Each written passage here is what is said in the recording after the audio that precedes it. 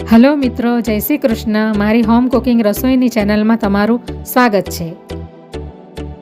Channel પર નવા હોવ તો જરૂરથી ચેનલ સબસ્ક્રાઈબ કરજો, જેથી મારા દરેક વિડીયોનું નોટિફિકેશન તમારા સુધી પહોંચશે.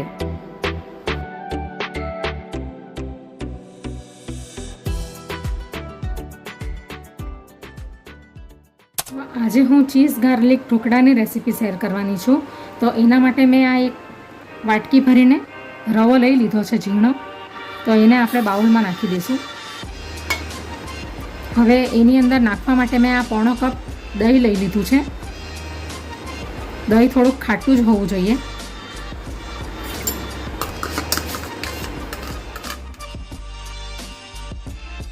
હવે આપણે એની અંદર અડધા કપ જેટલું પાણી ઉમેરીશું.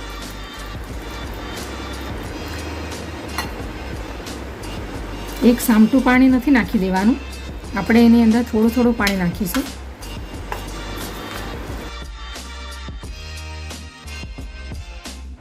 હજી આપણે એની અંદર થોડું પાણી નાખીશું.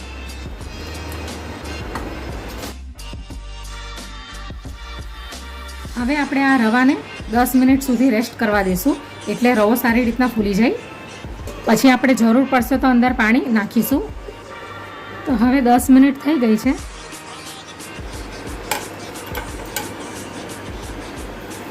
તો હજી અંદર પાણી નાખવાની જરૂર છે.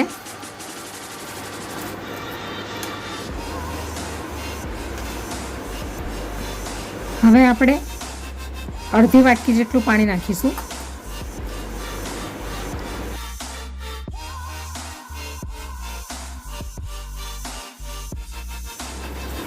એટલે આપણે આ એક પવાલું ભરીને પાણી લીધું હતું, તો આટલું પોણા ભાગનું પવાલું વપરાયું છે પાણી, અને આટલું ભાગનું બચી ગયું છે. એટલે એક વાટકી સૂજીની અંદર પોણા ભાગનું પવાલું આપણે પાણી નાખવાનું છે અંદર. હવે બરાબર મિક્સ કરી લઈશું. હવે આપણે એની અંદર સ્વાદ પ્રમાણે મીઠું નાખીશું. અડધી ચમચી આદુ મરચાંની પેસ્ટ નાખીશું. અને સારો ટેસ્ટ, ગાર્લિક બ્રેડ જેવો ટેસ્ટ આવે એટલા માટે આપણે એની અંદર એક ચમચી ઝીણા કાપેલા લસણ નાખીશું. તમે ટેસ્ટ પ્રમાણે લસણનો ઉપયોગ કરી શકો છો, તમારા ઇન્ટરેસ્ટ પ્રમાણે.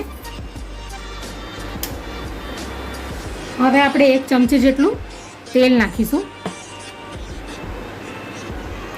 એટલે ખાવામાં ડૂચો નહીં વળે. આ ચમચી જેટલું તેલ નાખીશું આપણે.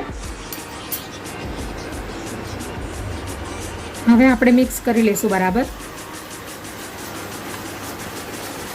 તો આપણે ઢોકળાના બેટરની કન્સિસ્ટન્સી આ ટાઈપની રાખીશું. આ ટાઈપની, બહુ પતલું નથી કરવાનું અને બહુ જાડું પણ નથી કરવાનું, મીડિયમ કરવાનું છે આ ટાઈપનું.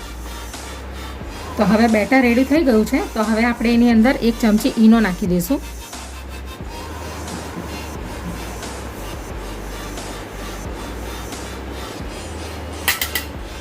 હવે આપણે મિક્સ કરી લઈશું બરાબર.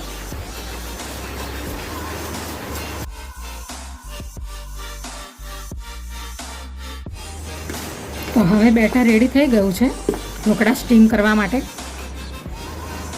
હવે આપણે આ ડીશની અંદર તેલને ગ્રીસ કરી લીધું છે મેં. હવે આપણે એની અંદર નાખી દઈશું.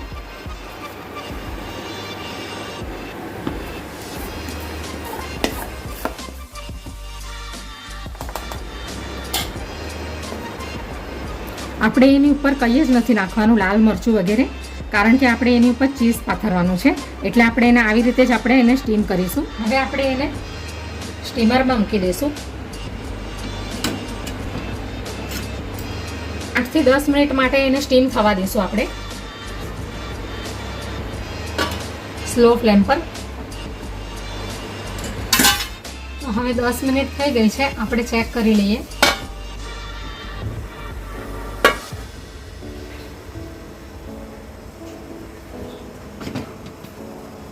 તો ઢોકળા સરસ સ્ટીમ થઈ ગયા છે. તો હવે આપણે ગેસને બંધ કરી દઈશું. હવે આપણે આ ગરમ ગરમ ઢોકળાની ડીશમાં ઉપર આપણે આ પ્રોસેસ ચીઝ છે એ આપણે એની ઉપર આપણે ગ્રેટ કરીશું.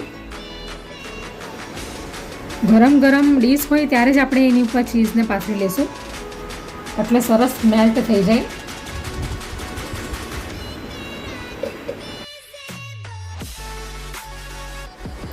ઢોકળાની ડીશ ઉપર ગ્રેટ કરવા માટે મેં 3 ક્યુબ લઈ લીધા છે ચીઝના.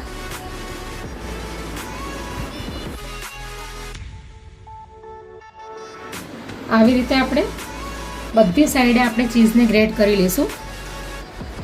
તો આવી રીતે આપણે ગરમ ગરમ ઢોકળાની ઉપર ચીઝને ગ્રેટ કરી લઈશું.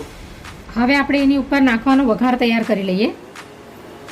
હવે આપણે ઢોકળાની ઉપર નાખવાનો વઘાર તૈયાર કરી લઈશું. તો સૌથી પહેલાં આપણે પેનની અંદર અડધી ચમચી જેટલું તેલ નાખીશું. હવે આપણે એની અંદર બટર નાખીશું. તેલ આપણે એટલા માટે પહેલાં નાખ્યું કે આપણું આ બટર બળી ન જાય એટલા માટે. હવે આપણે એની અંદર 1 ચમચી ભરીને ઝીણા ચોપ કરેલા લસણ નાખીશું. લસણને આપણે વધારે બાળવાના નથી, બસ હલકા બ્રાઉન થઈ જાય ત્યાં સુધી જ આપણે એને સાતડીશું.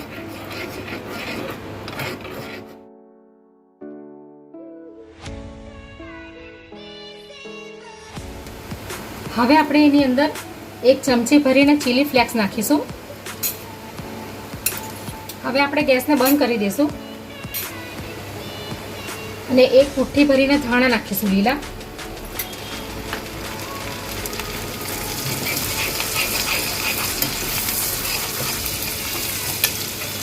તો હવે વઘાર રેડી થઈ ગયો છે. હવે આપણે ઢોકળાની ઉપર વઘારને નાખી દઈશું. તો આપણે આ રીતે ચમચી વડે વઘારને આવી રીતે નાખી દઈશું ફેલાવીને.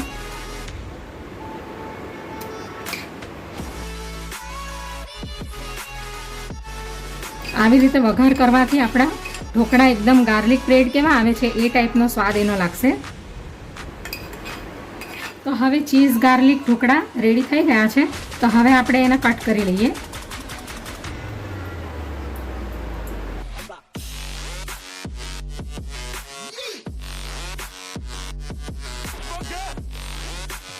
તો હવે ચીઝ ગાર્લિક ઢોકળા રેડી થઈ ગયા છે. તો હવે આપણે જોઈ લઈએ. એકદમ સોફ્ટ અને જાળીદાર બન્યા છે, એકદમ ટેસ્ટી એવા, જે આપણે ગાર્લિક બ્રેડ ખાઈએ છીએ ને એ ટાઈપના. તો જરૂરથી બનાવજો. આ છોકરાઓને ખૂબ જ ભાવે એવી રેસીપી છે, તો જરૂરથી બનાવજો ગાર્લિક ચીઝ ઢોકળા.